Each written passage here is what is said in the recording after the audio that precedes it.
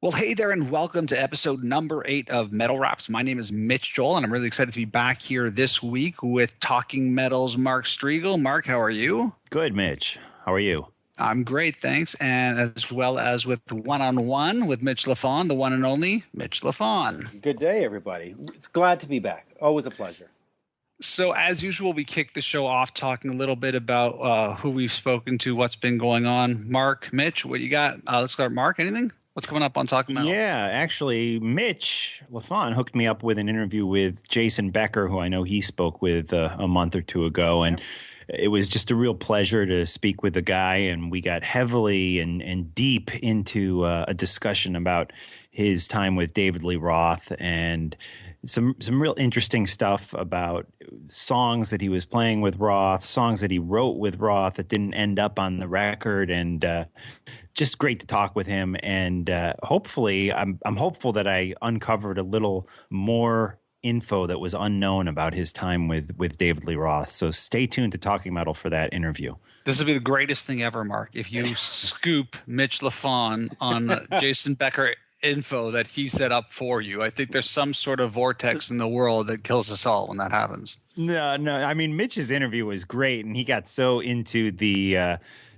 not only Jason's career, but just Jason's lifestyle and the relationship with his father. So I actually purposely didn't go that direction and just really stuck to the music that he produced back in the late 80s, early 90s. If I can ask you, Mark, what was it like for you to interview him in terms of the pacing, in terms of the flow? Because, you know, when you speak to a Joe Perry or a George Lynch, you get into a flow and a rhythm.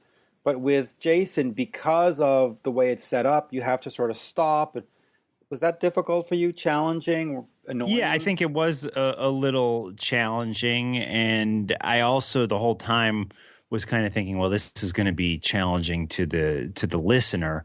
And I kind of decided halfway through doing the interview that I'm going to actually sit down and type this up, transcribe it all too. Wow. Because I think it's the stuff he's saying is important. And I know that there are going to be certain people who won't have the patience to listen to it, because when Jason talks, he talks through his father and things are spelled out, and at times it is a little disjointed and hard to follow. Yeah, it's almost like a guessing game for his dad until he gets the right answer, and so yeah. It's interesting. You know, Mitch sort of like blew the opportunity to talk about who he spoke to, because he like name dropped into your thing, which is clearly right? Sorry, they're on my mind. What can I tell you? Exactly. So I mean, Mitch, you had a great week. I mean, you got George Lynch, you had the one and only Steve Perry. Do tell. No, not Joe Steve. Perry. Joe Perry. Yeah, sorry, Steve Perry. Steve Perry would be good too, but it would be a great week. But go ahead, Joe Perry. Yeah, well, you know, I actually interviewed Steve Perry back in 2004, which was sort of him coming out of the shadows. But yeah, no, this week, George Lynch, you know, he's got that Sweet and Lynch project with Michael Sweet of Stryper. And of course, Joe Perry, he's got a Christmas EP, and I got an email saying, hey, he's got an EP, want to talk to Joe? And it's like, well, yeah, of course I want to talk to Joe. Who doesn't want to talk to Joe? And what was great about it is I was given exactly an incredibly hard 20 minutes, no more than 20. So what Joe did is he phoned 10 minutes ahead of time. And so when my 5:20 slot ended, I got to start at 4:50, so I got half an hour with Joe, and it was just an absolute thrill. We got to talk about the Done with Mirrors album. We got to talk about what kind of album he wants to make in the future with Aerosmith, and obviously the answer is another Rocks album. They really like that Rocks album. Just a great chat. I really hope people get to listen in. And on that episode, I have Matt Starr, who was Ace Frehley's drummer. Also, he's with Mr. Big now as a drummer. Co-host. So just a fun episode all around. That's really good. It's funny too, like when I hear that Joe Perry's got a Christmas EP out and you're dealing with the PR people, I always get that sort of tinge in my heart. Back in the day when I was doing a substantial amount of interviews, they would always be like, you have 20 minutes with Joe Perry, but you can only talk about the Christmas EP. Right. They're like, what? So yeah. Yeah, you know, they gave me they gave me no instructions about what we could talk about. That's great. That's great. Which is really, really great. I also interviewed a guy named Kyle, who's the bassist for Hell Yeah, and that's going to come out a bit later. And of course, I asked a question about the drummer's brother, and right away somebody got on the phone and said, "No, you can't ask that." So, wow. Which is fair. I respect that. I moved along. I might have a little Rick Allen shopping mall rant here, but I'll let it go. So, Mitch Joel, we wanted to ask you who you spoke with this week. I had a lot of interesting No, I mean, listen, it's a strange thing. I sort of went into metal raps as a sort of resurgence of my interest in music after a massive gap. And a while back, I played a little bit of electric bass, and I have a passion for that instrument. And I had this sort of strange connection through this sort of business thought leadership world that I do in terms of one of these people being partnered with this person who happens to run one of the largest online communities and online publications for bass players. And we'd been having conversations back and forth. And the truth be told, we had the conversation about metal raps, and I thought, well, this would be an easier thing for me, 15, 20 minutes here every once in a while. So we moved forward with that. And then this thing sort of just started rolling a little bit. And I guess the catalyst for this is that there's going to be a Jaco Pastorius documentary coming out very soon. Jaco Pastorius is one of the most well-known bass players of all time. Influenced everybody you can imagine, mostly a jazz fusion guy, mind you. And one of the main people behind this movie and actually recovering Jaco's infamous bass, because Jaco's story is quite sordid and tailed towards the end, was Robert Trujillo from Metallica. And they want to launch their podcast for this online publication with Robert Trujillo, and they asked me if I would be the host of the podcast. So it's like, talk about trial by fire. My first podcast interview in like God knows how many years with a music artist is Robert Trujillo from Metallica. And Mitch, unlike your little interaction with the PR people, this was quite the opposite, where the community of bass players is actually it's almost like a secret society, and they want to help each other out, and they want to be a part of the community very badly. And basically it was one of those whatever you need. And I spent over an hour this week speaking to Robert Trujillo, and definitely not just about the movie or Jaco's life. We spent a ton of time talking about Metallica. He was actually Skyping in from Metallica HQ. It was during the crazy storms that they were having out in San Francisco, and I think he was basically living out of there. Don't feel bad. I'm sure Metallica HQ is probably better than most 4-star hotels. Right. Probably. And it was a really interesting conversation about creating new music after 5 years as Metallica. He spoke a lot, and I thought really candidly, about who runs the show there and what it means to be a bass player, what his contributions are, how he feels about the scene. And I'm really excited to launch that podcast. And again, I'm being somewhat vague because it hasn't been announced on their platform yet. Right. But it's going to happen really, really soon. And the most amazing part of it is you talk about this community of people. He was basically saying, who can I introduce you to? And I can't go into the names of who he said he's going to introduce me to, and he's always already started through email and texting, and it just sort of makes me feel like I never left the industry because of the sudden access. And of course, I'm realizing that this has primarily to do with the fact that I think bassists feel like they have to watch out for each other in the world, but having that sort of really unrestrained conversation. And we really talked a lot about creating music and creativity and being in this band.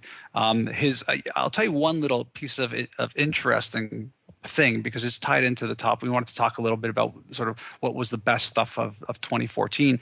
Is he talked a little bit about his disappointment in the Metallica by Request tour, and only that he was like, I'm just surprised that it wound up being a greatest hit show. Like, I thought that if we left it to the fans, we would get all these really obscure, crazy songs that the band wanted to play, that they had practiced, that they had learned. And he said it was an interesting thing to realize that the minute tickets go on sale for Metallica, it's almost like the diehard fans, the numbers don't even count compared to the mass audience that just wants to see the crazy hits and choose those hits. So that was interesting. And also him talking about the current writing process of where Metallica is at right now with all of this new music. We talked a lot about Lulu. and Lou Reed. We talked a lot about that.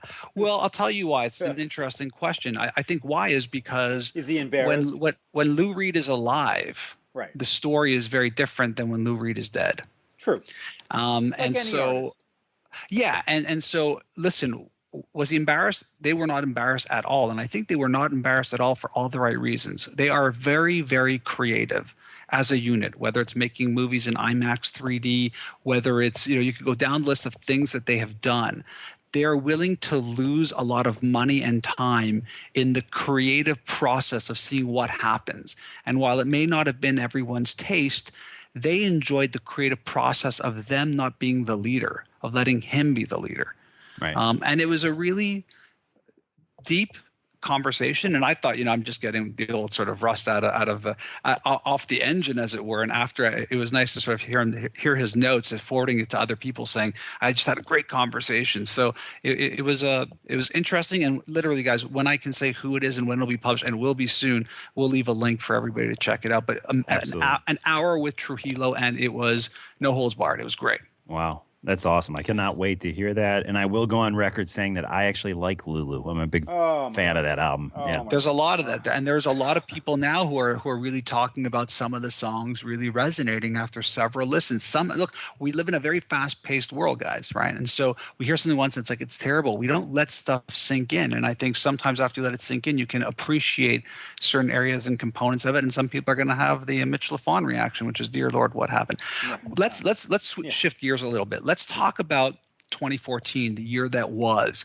Yep. Before we get into specific albums and tours, I thought I would ask you guys, what were some of the bigger themes that you thought were interesting in 2014 that you loved about the scene? I'll go first just to sort of give you guys some time to think, but I felt this whole residency concept. Right. This idea of bands that we love playing multiple nights in smaller venues with, these sort of VIP packages, and sort of, it's more of like this sort of really fan intimate thing, is a growing trend that I hope continues, and I hope it goes beyond Vegas. I hope it goes to cities, and I really love, and I don't know if it's social media or what it is, this sort of closening of bands to their fans and making these really intimate moments happen. So for me, one of the bigger themes of 2014 that I saw was a lot of that in very different ways. But to me, that was something that really touched my soul a little bit. I don't know. Mitch, do you want to go first?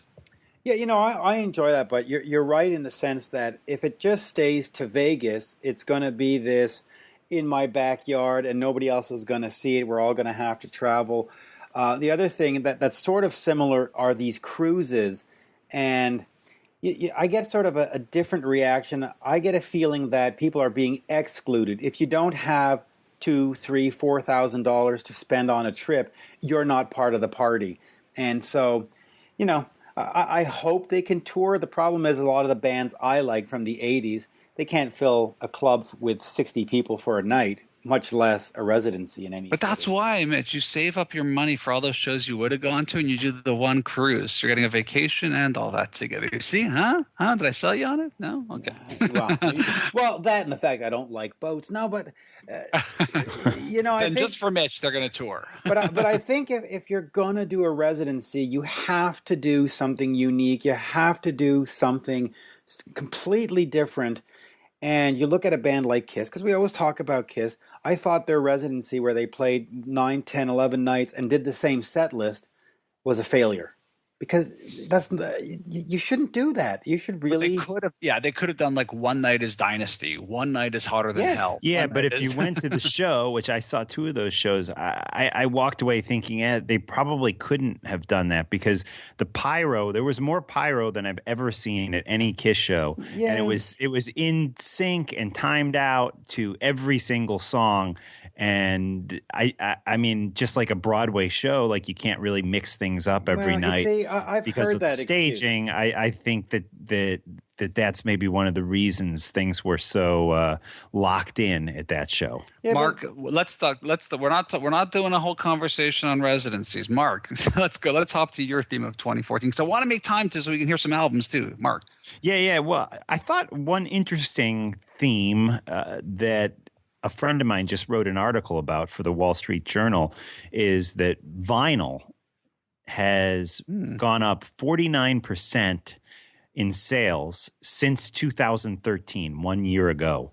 49%. We're talking nearly 8 million vinyl LP records sold in 2014, which I think is interesting. I sat up last night listening to vinyl on my record player, and it is a different sound. I'm one of the guys that believes vinyl is superior to everything, which we don't have to have that argument tonight. But I just wanted to see what you guys of this trend that has been poo-pooed by people, like back in 2012, somebody saying, oh, it's just a fad, vinyl will never last. But each year we're seeing it grow more and more.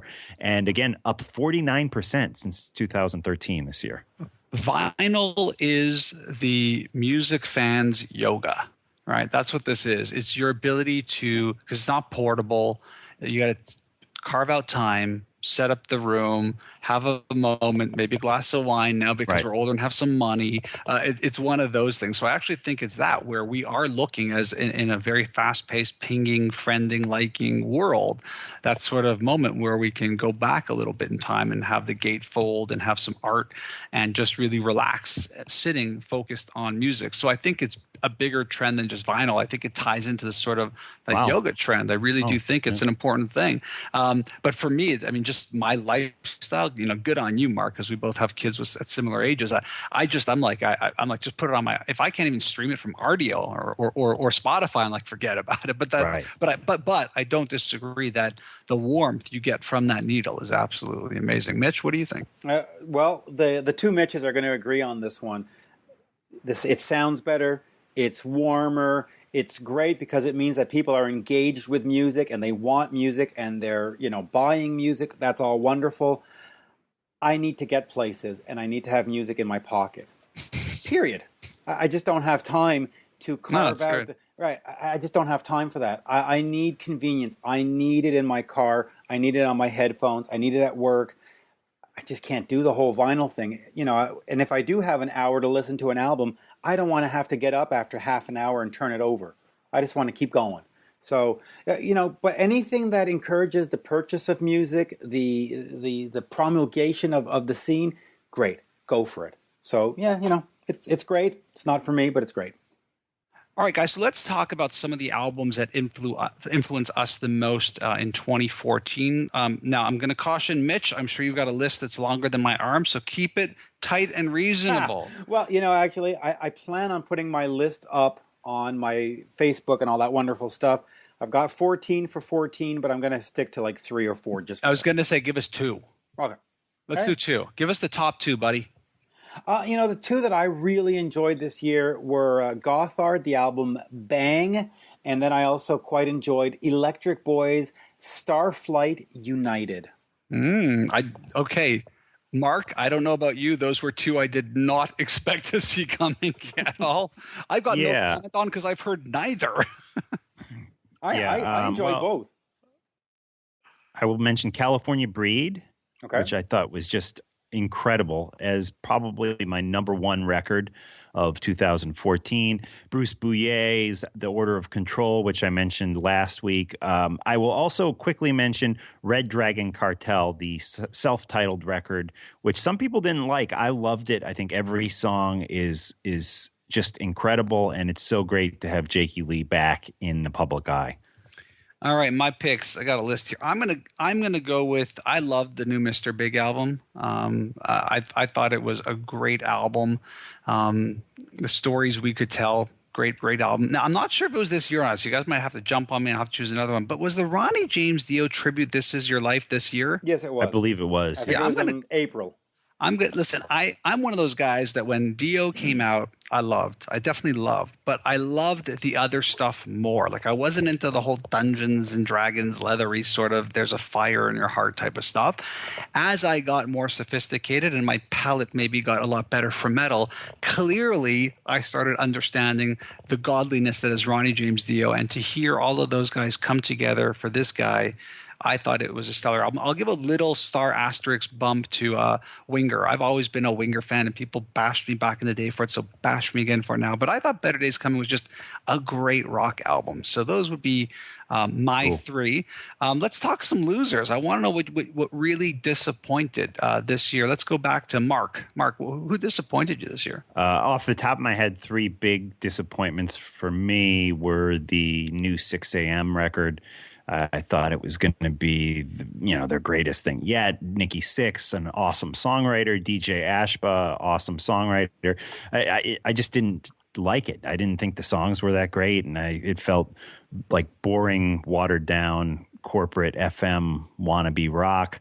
I think the Priest record was a disappointment to me. Mm-hmm. The production I thought was just awful, and I, for one, didn't think the songwriting was that great. A lot of people I've mentioned this on Facebook, and a lot of people have ripped me apart saying the songs were actually great, and it was just the production that lacked. But those two, off the top of my head, I could give you more if you want them. But no, let's go over to Mitch. We'll probably jam a little. So, Mitch, what do you got?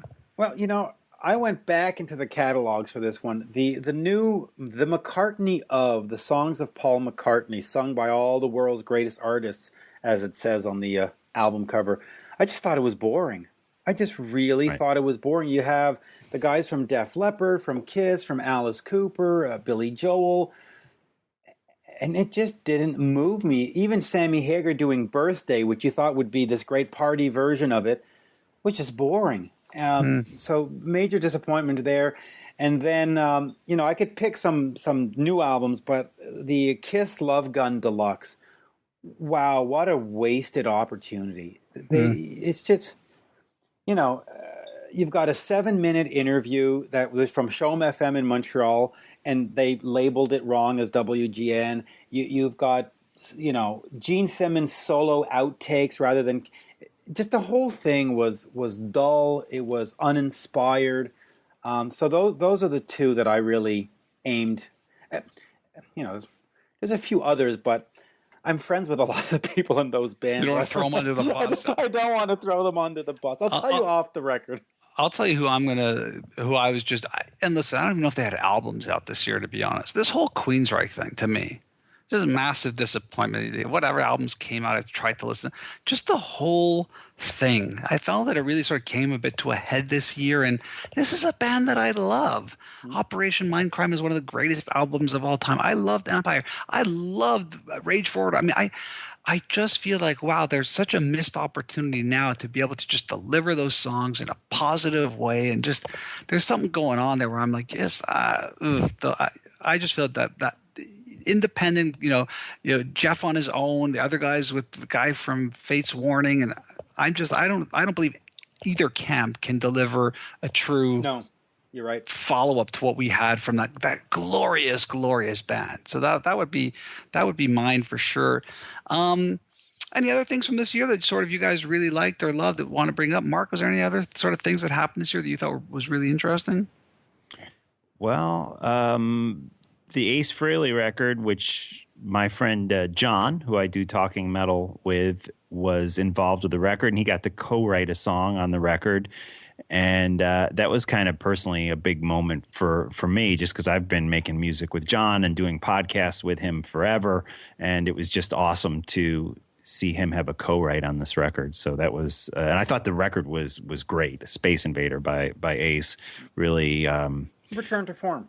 Yeah, return to form, and say what you want. I just love hearing Ace behind the mic, delivering songs with the simple lyrics like he always has. And I just thought that was another. That's a very diplomatic way of saying something else. Yeah, my laugh probably states where I stand. I mean, I've been this sort of non-Ace guy, and I love Kiss probably since day one. Mitch? In terms of albums or in terms of concerts? Just anything that sort of stuck out to you this year that you really sort of loved or thought was really great.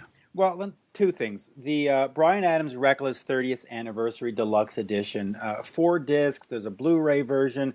There's all kinds of unreleased songs, unreleased concert. There's a booklet. There's every song explained. It is the model of how a deluxe edition should be done. And of course, he's going on tour right now, doing this Reckless tour where he's playing the entire album, which I think is great. But for me, the event of the year, or the marking moment in music, was Heavy Montreal. They got Metallica. There was that watershed moment where it wasn't just a few crazy metal fans in Montreal standing in a park going, well, okay, who else is going to show up? It was 80,000 people. It was crazy. It was hot. It was Nirvana. I can't believe that Mitch and I have the same one. I was going to say Heavy Montreal, great, yeah. Metallica, Yeah. bringing the Metallica by request show to North American shores, one night only, Montreal. The way that they put it together, to me, firmly established the reality that Metallica will, without question, be the Led Zeppelin of my generation. I thought that was an incredible performance of energy, strength, and whether you love the band or hate the band, this band takes as many bruises as they take accolades. There was, without a doubt, watching those four guys destroy on stage. It was like watching a professional sports team, take the cup. Absolutely astounding. Yeah, I mean, I was only there for that second day, the day after Metallica played, but as an American coming up there to witness Slayer play in front of like 50,000 people, I just was blown away at how strong heavy metal seems to be in Montreal, Canada, maybe Canada in general. I mean, it just a lot stronger and a lot more of a scene and a family and a reality than it is down here in the States. Yeah, can I just ask you quickly, Mark? You're outsider coming in. You saw how it was backstage. You saw how the media and the promoter and everybody was together. It really wasn't a business proposition. It was like you said, like a family, right? You got a different perspective. Yeah, it had a community vibe to it, much like what Lollapalooza used to do down here in the States back in the 90s, where it wasn't just a concert. It was an overall community coming together to celebrate the things that they love.